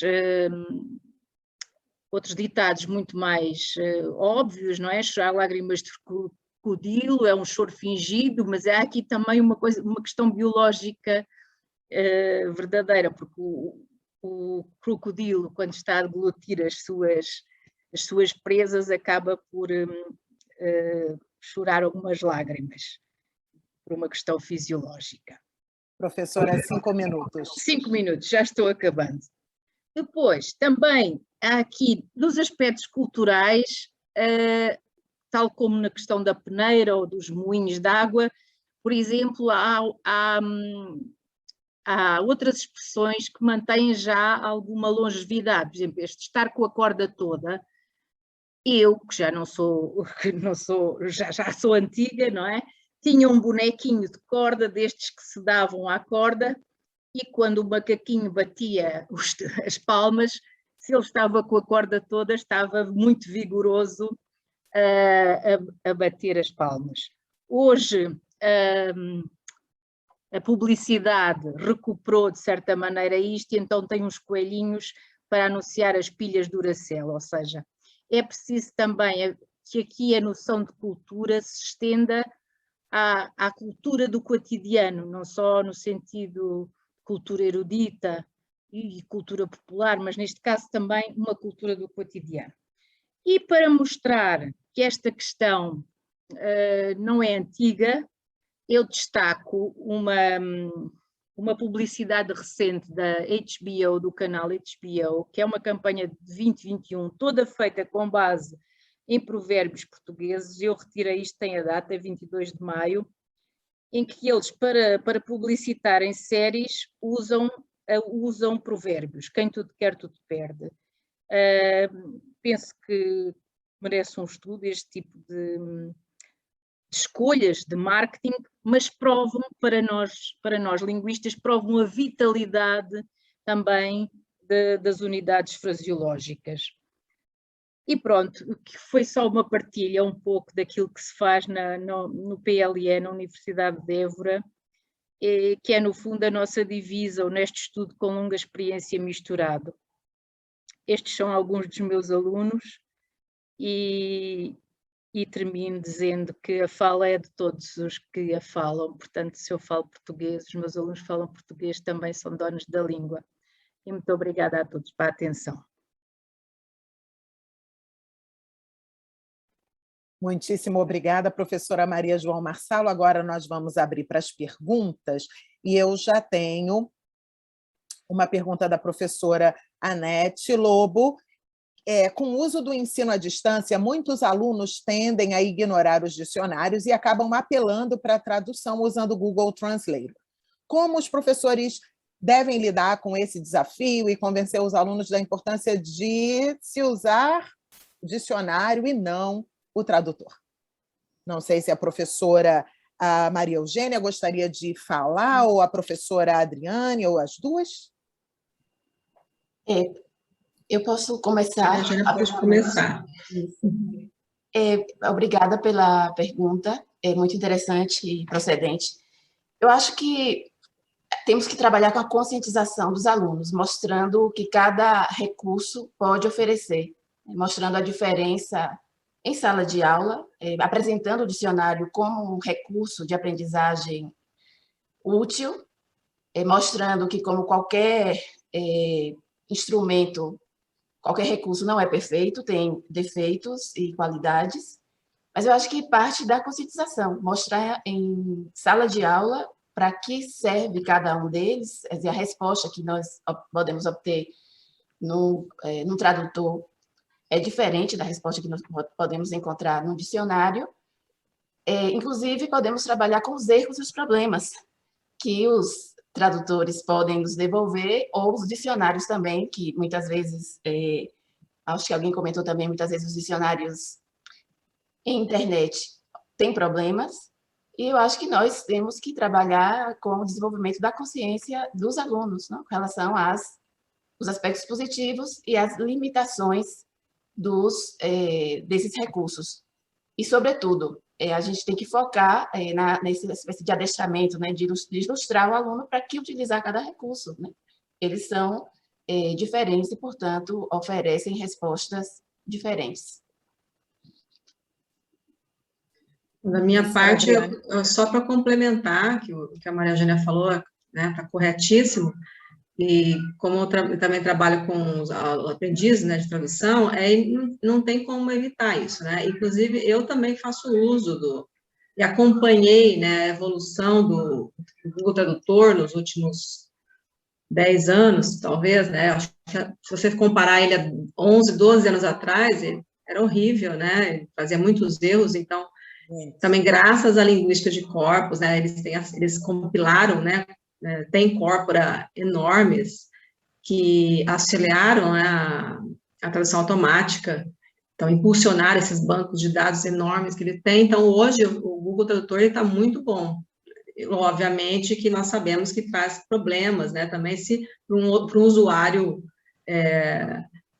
não muito especializado, né? Então, ele pode acreditar que tudo que está aí está correto, na verdade não é. Então, alunos, por exemplo, de universitários, eles têm mais consciência, então eles sabem as limitações desses programas, desses tradutores, né? Então, os meus também usam Lingui, eu também uso, às vezes, acesso como pistas. Às vezes você está traduzindo, então eles te dão pistas e você acessa depois dicionários, né? Isso é discutido também em sala de aula, né? Eles acessam depois dicionários para tentar verificar qual seria mais correto naquele contexto. Então, na universidade a gente consegue fazer isso, né?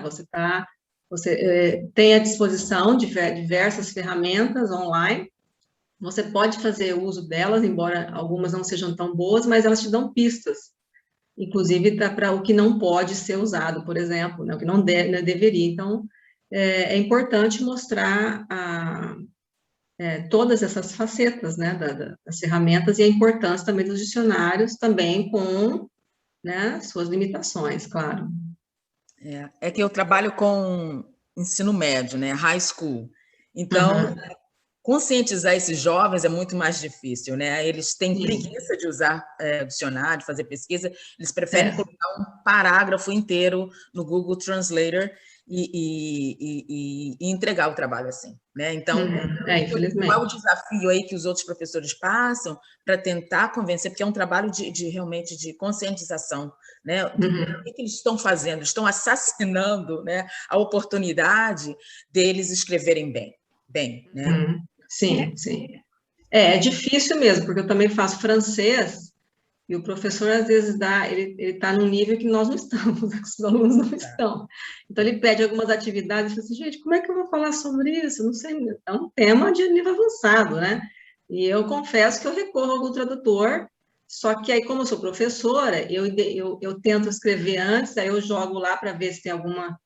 Né, o que eu poderia alterar, melhorar, e o que eu percebo alguns erros, né? Embora não seja de nível avançado, eu percebo que possa ter alguns erros, mas de fato, principalmente para adolescente, né, o imediatismo é uma tentação grande, né, o uso dessas ferramentas. Mas aí vai de cada um, né, se você quer aprender ou não, né? Exato. Não adianta, mas você também tem um aprendizado, então eu como aprendiz de língua francesa, tem um certo aprendizado no Google Tradutor. Ele te dá uns resultados, né, razoavelmente bons, você fala, poxa, realmente tem esse verbo que eu não tinha pensado, né? Só que eu verifico, né? Eu vou no dicionário, esse verbo é bom, ele cabe aqui, acredito eu que caiba, né? E ele também é uma forma de aprender também. Você talvez usar ele como um aliado, né? É uma ferramenta para adolescentes, por exemplo. Tentar um dia usar em sala de aula, né? Os dois, eu acho que seria uma sugestão.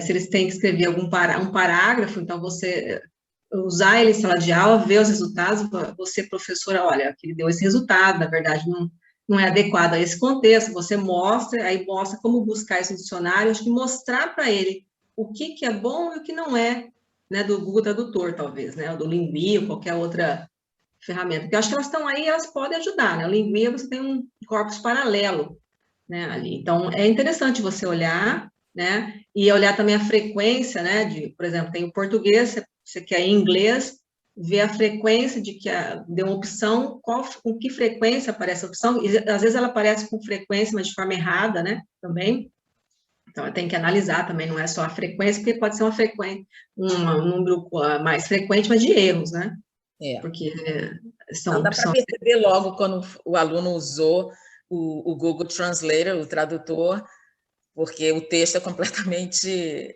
né? Você percebe os deslizes, né? Como o Jonas falou aqui, o Jonas Monteiro, obrigada, Jonas, pela sua colocação aqui, realmente seria interessante usar o tradutor pesquisando por uma palavra, uma expressão, mas não colocar para traduzir um texto inteiro, um parágrafo inteiro, né? É isso que eu tento passar para os meus alunos, né? Talvez não, eu acho que talvez dá para você trabalhar alguma coisa e mostrar, você pegar um parágrafo curto, uma oração, mostrar, né? Talvez um grau de dificuldade menor, depois uma oração mais elaborada, que vai exigir mais do Google Tradutor, ele vai mostrar mais erros, né? Então, por exemplo, na minha área, eu já peguei aluno antes que fazia um resumo, falei, pô, jogou no Google Tradutor, não fez nem revisão, a colocação ele traduz por um placement, toda vez, né? Então, colocações, placements, ele não vai saber que uma colocação é uma collocation, né? Porque isso é uma área mais especializada. Então, aí você detecta. Mas ele pode, assim, ajudar. Eu vejo, assim, de forma mais positiva essas ferramentas, que embora elas tenham as limitações, tanto o Google Tradutor quanto o Lingui ou outros, né, que tem também agora, que trabalham com corpus paralelo, é que eu também uso corpus, né, eu uso, por exemplo, tem em português, o corpus do português, da plataforma Mike Davis, você também pode ver aquela palavra em contexto e analisar, só que demora mais, o aluno não gosta muito desse trabalho, no começo é muito difícil, mas depois que ele pega, ele fica mais rápido para tentar entender aquela palavra em vários contextos e selecionar melhor. Mas isso é um trabalho para quem quer aprender, né? Para quem quer trabalhar. Professora Adriana, eu vou puxar esse gancho do corpus, porque tem a pergunta do professor Fernando, que diz: a colocação dos termos e orações registrada nas gramáticas normativas brasileiras é válida, atual ainda e principalmente será contemplada no dicionário proposto? Fernando, né? O que Fernando você quis Pestá. dizer com a colocação dos termos, Fernando? Colocações especializadas aqui? O que você quis dizer aqui? Eu não entendi. Você poderia explicar um pouquinho melhor? Vamos ver se o Fernando está conosco. Colocação dos termos... Acho que não. Não. Porque eu não sei se ele quis dizer assim, por exemplo, se o dicionário contemplará, né, termos ou consequentemente, colocações especializadas. A colocação, né? dos termos e orações registrada nas gramáticas normativas é válida ainda e, principalmente, será contemplada no dicionário proposto? Acredito que seja a parte em que a senhora estava falando do substantivo, adjetivo e advérbio, então isso vai ser contemplado na gramática, mas como Fernando não está conosco, não sei se alguém gostaria de fazer uma outra pergunta. Sim. Eu queria só fazer uma observação. Bom, em relação a essa questão do Fernando, o que eu entendi é que ele estava pensando em colocação dos termos na oração, que é uma questão sintática, de ordem, e não em colocação como uma, se você me permite, unidade fraseológica. Tá bem? Só para continuar essa discussão que eu acho super interessante sobre a rivalidade que se estabeleceu entre os tradutores, né, do tipo Google, e os dicionários, no nosso trabalho, o trabalho que eu fiz com a professora Ana Dias, nós temos um exercício que é um provérbio que era quem espera sempre alcança. E num dos tradutores, o alcança, ela foi traduzido como atrapa. E nós fizemos um exercício de completar para que o aluno percebesse as implicações, e aí serve nos dois sentidos, né? Porque como ele é falante nativo do espanhol, está aprendendo português, se ele usar corre, alcança, atrapa, agarra, quais as implicações de sentido que isso tem no uso de sinônimos. Então, como é que isso está no dicionário e o que é que ele encontra nos tradutores que estão disponíveis. Inclusive, esse que foi colocado agora aqui é contextreverso.reverso.net. Então, eu acho que talvez o caminho seja que nós, os especialistas, nós que estudamos essas questões, ao invés de tentar impedir ou ficarmos lamentando porque o aluno vai pelo caminho mais fácil, é fazê-lo ir pelos dois caminhos de uma forma didática e perceber as implicações de cada escolha. Exato. E principalmente nessa questão de unidades fraseológicas, né, que tem essa questão da idiomaticidade, ele ainda fica muito a desejar, né? Então, a questão da tradução automática de expressões idiomáticas, de provérbios, isso aí, se a gente fizer um estudo, provavelmente vai ter uma porcentagem enorme de erros. Então, ele ainda não é inteligente o suficiente para detectar essas unidades fraseológicas, né? Então, isso o professor também pode mostrar, que quando entra na questão fraseológica, né, a questão da idiomaticidade, ele ainda não contempla, né, ele não vai atender às necessidades. Que isso eu observo bastante os erros que ele comete. Em termos colocacionais, eu testo também, eu acho que ele está bem melhor agora, está bem melhor, ele consegue dar opções, né, colocacionais boas, assim. Eu observei uma melhora enorme, assim, bastante grande em relação a 12 anos atrás, que eu dei aula para um curso da FATEC, e eles não sabiam nada de inglês, e o diretor queria que eles fizessem resumos das pesquisas deles em inglês, que eles redigissem. Eu falei, gente, eles não, é um inglês instrumental aqui, né, para fins específicos, não é? Mas lógico que todos usaram o Google Tradutor, então era uma coisa, assim, horrorosa, né? O resultado era muito... Só que isso, como eu disse, ele foi melhorando. Então, hoje, ele é muito melhor, com essas limitações, principalmente nas questões fraseológicas, né? Vocês observam que quando esse aluno trabalha com o dicionário, existe uma relação com o trabalho e aquisição vocabular e é uma proficiência, uma melhora da proficiência? Vocês já testaram isso? Isso é verdadeiro? Ou ele usa aquela palavra, usa num determinado contexto e depois essa palavra desaparece? Você quer dizer em termos usar o Google Tradutor especificamente? Não, usar mesmo esse trabalho do dicionário e observar e pesquisar e ver qual a melhor palavra para aquele contexto, para aquele parágrafo que ele está escrevendo, ou para uma apresentação que ele precisa fazer nas aulas, e aí a gente observa que por esse trabalho de léxico, automaticamente a gente vê uma melhora na proficiência desse aluno falante de uma outra língua, por exemplo, que está aprendendo português? É a defesa nossa que sim, né? Só que agora precisa ser testado. Então, nós defendemos, até eu escrevi com a Maria Eugênia, nós apresentamos, né, um trabalho e escrevemos para os anais do Congresso, chamando a atenção da importância do uso de dicionários de colocações, lógico, né? Puxando sardinha para o nosso lado aí. Então, esse meu aluno de doutorado, ele vai propor algumas atividades que os alunos terão que usar, acessar o dicionário e fazer os exercícios, né? Então, eu acho que por meio desse trabalho, daqui uns 3 anos, 2 anos e meio, a gente possa ter um resultado aí mais cientificamente comprovado, né? Na prática, como eu disse, pelo menos aí 19, 20 anos, no mínimo, né? Nós todos temos aí, na prática, há uma melhora, obviamente. Mas aí, comprovadamente, cientificamente comprovado, eu acho que precisa de trabalhos para comprovar isso, especificamente dicionários de colocações, né? Há pesquisas que mostram, dicionários gerais, que há uma melhora, né? Agora, não sei se vocês, Maria Eugênia, quer falar alguma coisa sobre essa questão? Tem uma desculpa, Maria Eugênia, te cortar. E tem uma pergunta também do Jonas Monteiro, e aí eu dou 1 minutinho para a professora responder e a professora João Marçalo responder também.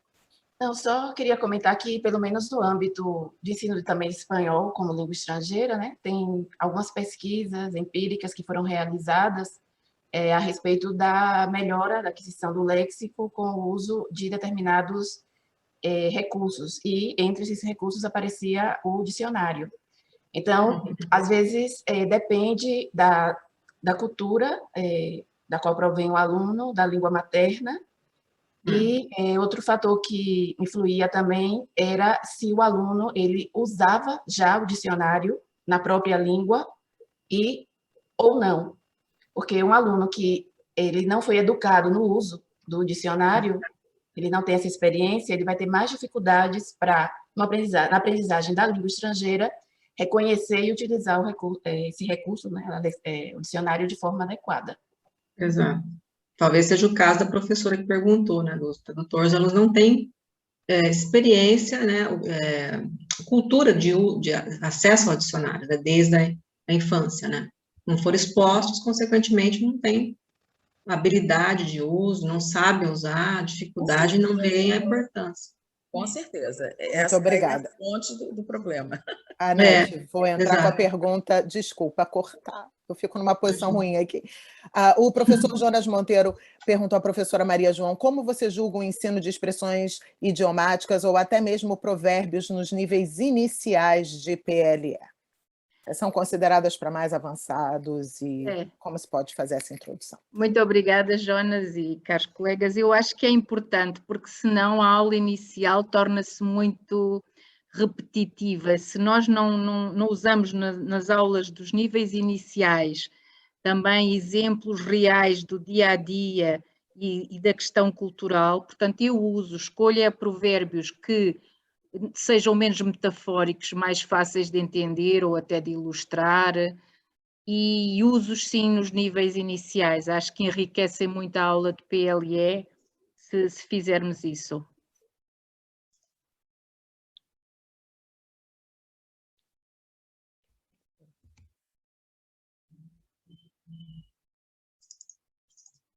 Não sei o que é que aconteceu. Estou fazendo um teste aqui. Estou tentando parar, mas não estou conseguindo. De compartilhar a tela? Você pode interromper? Posso. Pronto. Achei. Tá, pode. Obrigada. Pronto. Bom, são 10h55, terminamos essa sessão. Muitíssimo obrigada pela participação de todos, muitíssimo obrigada pela colaboração valorosíssima de nossas palestrantes. Vamos agora para o segundo bloco de sessões. Vocês vão precisar sair dessa sala, voltar ao programa e clicar no Zoom na sala de escolha de vocês. Muitíssimo obrigada, até breve. Prazer participar com as minhas colegas, que eu não disse no começo, né? Maria Eugênia, Rosimeire e Maria João. É um prazer. Muito prazer, obrigada, colega. Com todos aqui hoje. Obrigada a todos. Muito obrigada. Eu acho que nós já somos uma unidade fraseológica. É verdade. Vou fechar a sala, então. Até já, gente. Tchau.